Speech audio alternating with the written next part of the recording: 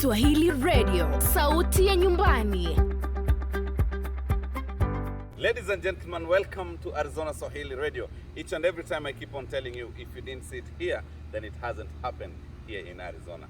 Today I'm meeting one of the most beautiful, talented, and the most amazing person. Yeah? Call her Aisha Kamara. Welcome, Aisha. Thank you. Yes, I want you to speak up loud on the camera because the camera needs to get your voice today. Okay. So, would you tell our people, our viewers, who is Aisha? My name is Aisha Kamara. Hello. Yes. I'm your Miss Africa Arizona 2021, and I'm representing my beloved country, Liberia. Wow, she's from Liberia. Wow, that's so nice of you, Aisha. And when did you come to the States? About 10 years ago, Uh-huh. and I came with my mom. Wow, 10 years ago.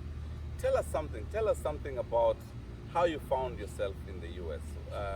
How was it? So it was a bit of a tough start. I grew up as a refugee in Ghana, even though I'm Liberian. My parents fled from the Civil War in 1998. So I grew up most of my life in Ghana as a refugee for 13 years, and then we moved here about 10 years ago. My dad had been here for a long time, so he basically just sent for my mother and I.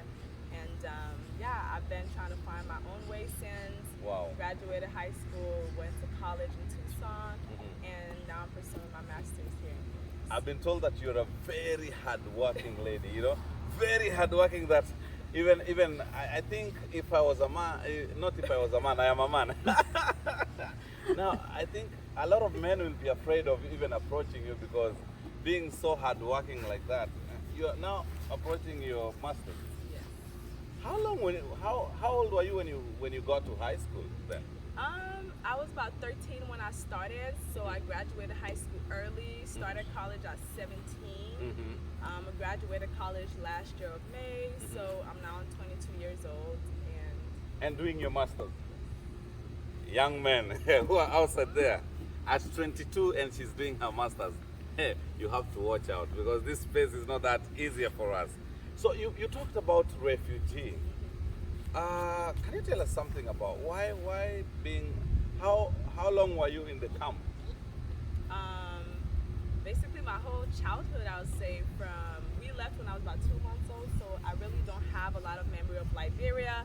I mostly remember Ghana and living on a refugee camp. So I was there for about 10 to 13 years, so basically from kindergarten to about 8th, 9th grade. Wow. Yeah. 13 years in the refugee. How was it? It was How's tough. the experience? The experience was different. Yeah. I love Ghana and I think it's my second home. But that experience growing up as a refugee, I think it's something that it's unexplainable. I just cannot. I can't explain it. Yeah, I've been told we have a refugee camp in Kenya called Kakuma, and so many girls during post-election violence we had a lot of issues with ladies who were in the refugee camp. Yeah. And they were reporting a lot of violence cases. Yeah. There was so much of rape. There was so much of so many bad things happening to them at that time at the camp. So did it happen to you too, or did you experience, or any other person around you or in the neighborhood? Did you see those things happening in Ghana? Unfortunately, it was quite rampant. Like you're talking about violence against refugees and raid cases and things like that. It was pretty rampant.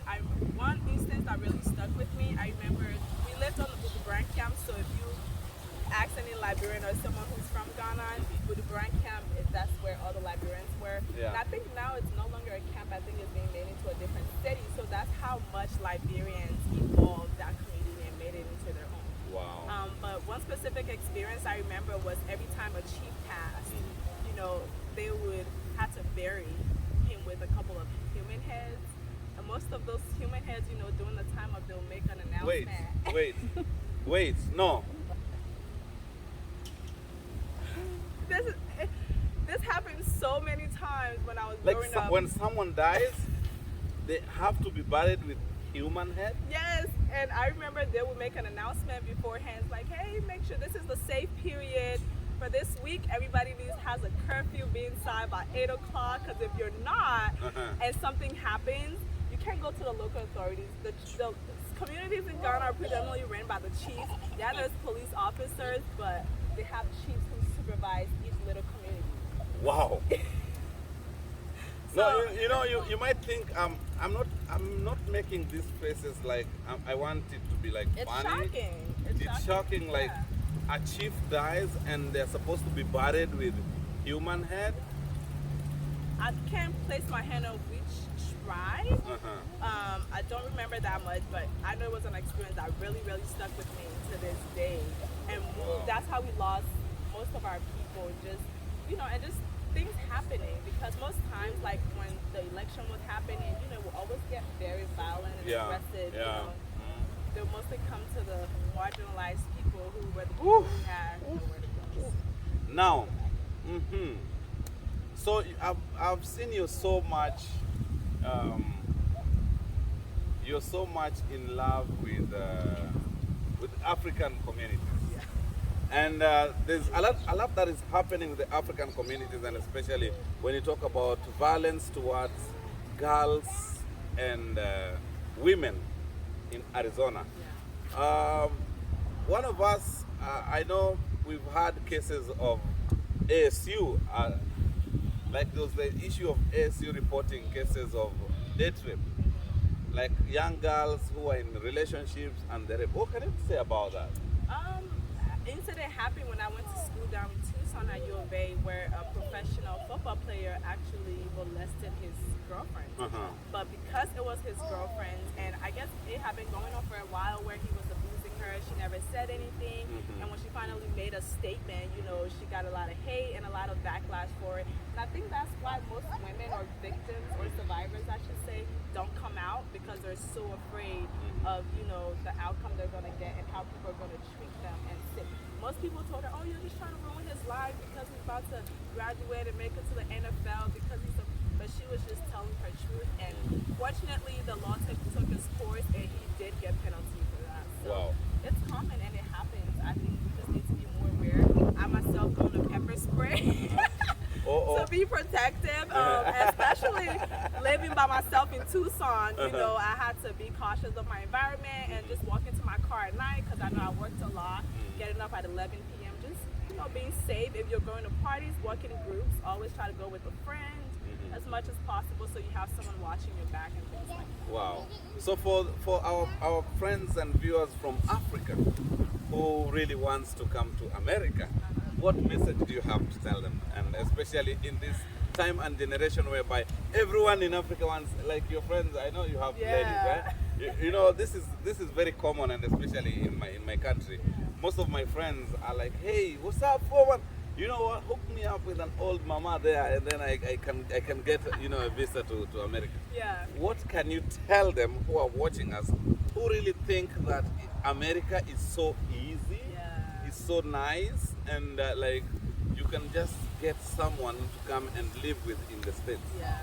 I would like to say to everybody, first of all, yes, America is the land of opportunities, but it doesn't mean it gives you You have to work for the opportunity. You have to work extra hard. And I just want to say, statistically proven, quality of life in America, it's lower than some of the countries that people think, it's lower than Africa. I know for Mexico, for one, quality of life in America is lower than Mexico. Can you imagine? So just going back home and developing our country to where we want it to be, I think is the move. That's why my next project I've been talking to my roommate about is just encouraging more Africans and more Liberians to go back home and invest in our countries, because we are Africans and we don't expect the foreigners to. This place is what it is because these people made it what it is. They worked hard. So we have to do the same in order to invite people and be where we want to be. Yes, as I told you, if it didn't happen, if you didn't hear it from us, then it didn't happen. Call her Miss Africa Arizona 2021, Aisha Kamara. Thank you. Thank you so much for being with us. Thank you for inviting Oh, me. and I hope that you will be, we'll do something great and bigger together. Hopefully. Looking forward for that. Yeah. Thank you so much, and adios.